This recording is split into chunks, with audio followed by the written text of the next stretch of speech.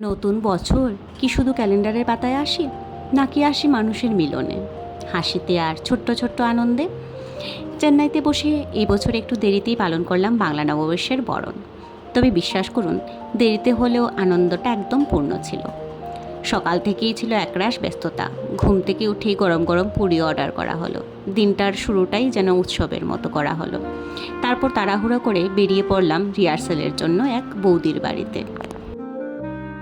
রিহার্সালটা ছিল কালপক্কমে। অনেক দিন পর কালপক্কম যাচ্ছি। রাস্তাটাও আসলে এখন একটু নতুন করে করা হচ্ছিল মনে হচ্ছে। রাস্তাটা অনেক চেঞ্জ হয়ে গেছে। 7 বছরে অনেক চেঞ্জ দেখতে পেলাম।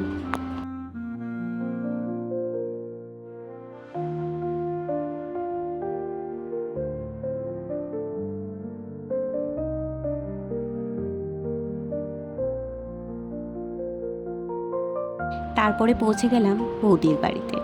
ওই যে দেখা যাচ্ছে সেকেন্ড ফ্লোরে বৌদির ঘরটা। বৌদিরা এখানে থাকে না, তাও এখানে আজকে এসেছি প্রোগ্রামের জন্য।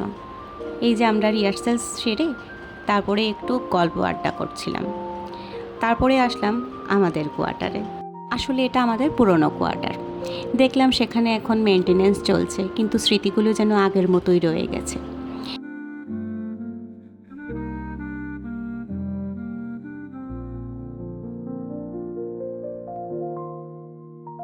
এই যে আমাদের আগের ঘরটা ফার্স্ট ফ্লোরে।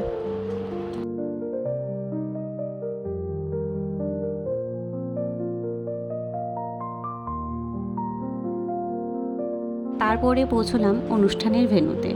দুপুরে ছিল মিটিং, এই বছরে পুজো আর অন্যান্য পরিকল্পনা নিয়ে আলোচনা। খাওয়া দাওয়া, আড্ডা সব মিলিয়ে একটি সুন্দর কমিউনিটি ফিলিং।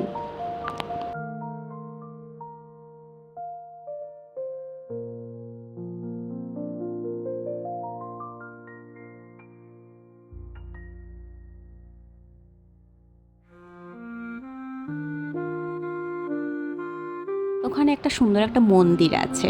ওই মন্দিরেও মনে হয় কোনো পুজো আর্চা কিছু একটা হচ্ছে, তার জন্য এত মানুষের ভিড় এখানে জমে গেছিল।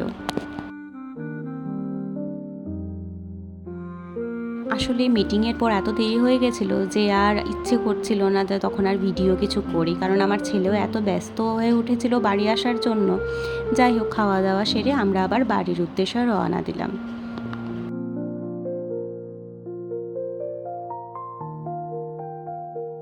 কিন্তু আসলে জমজমাটিটা তো রাতেই। সাজগোজ করে আবার রওনা হলাম আমরা ভেন্যুতে। পৌঁছে দেখি কিছু প্রোগ্রাম ইতিমধ্যে হয়ে গেছে। হাতে একটা মাটির ভাঁড়ে চা, আর সামনে একের পর এক সুন্দর পারফরম্যান্স।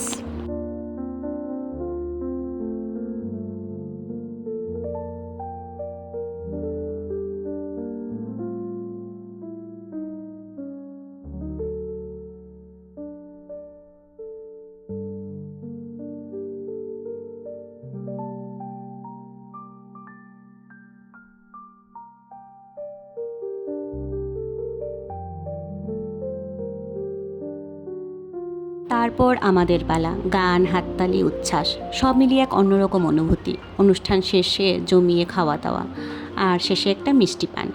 দিনটা যেন পুরোপুরি সম্পূর্ণ হয়ে গেল।